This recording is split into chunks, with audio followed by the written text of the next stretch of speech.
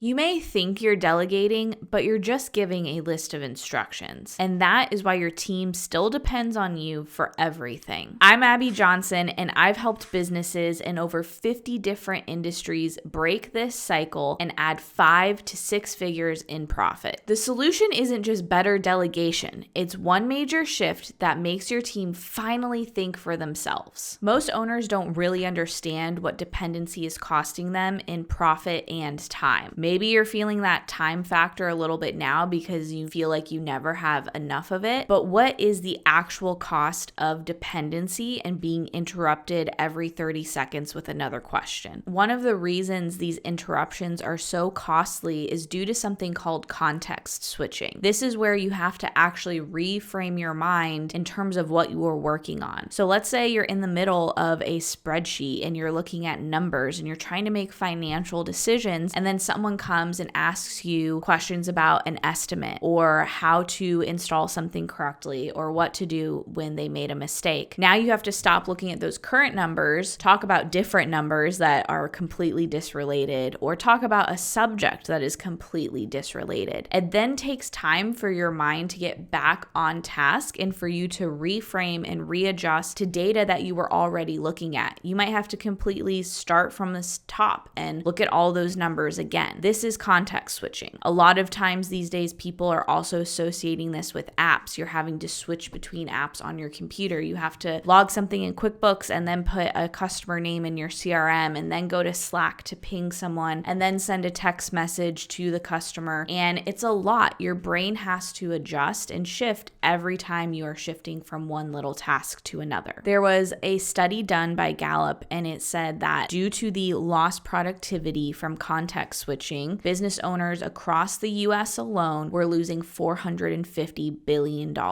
Now, obviously that's combined, but let's look at this for your situation or for one small business. So I had a client come to me this year. She was making around $500,000 a year in revenue, but she was working 7 days a week. And when I went through with her why she was working 7 days a week, we finally were able to take tasks off her plate that she felt like she just couldn't let go of. After working together for 6 months, she's now working 5, sometimes a little bit 6 days a week. We ended up saving her 2 days a week, 8+ days a month. She's now going on a 2-week vacation for the first time in who knows how long, all because everything was dependent on her. Not only were there specific tasks that she needed to offload, but she also had to offload actual decision making to someone else so that they could decide and manage certain areas of the business. So in this situation, it really was a time saver in order to properly delegate things. Now, I had another client where he was being CC'd on every single email still happening in the company. I don't know why this was happening, but just as he was building his team and adding on one person,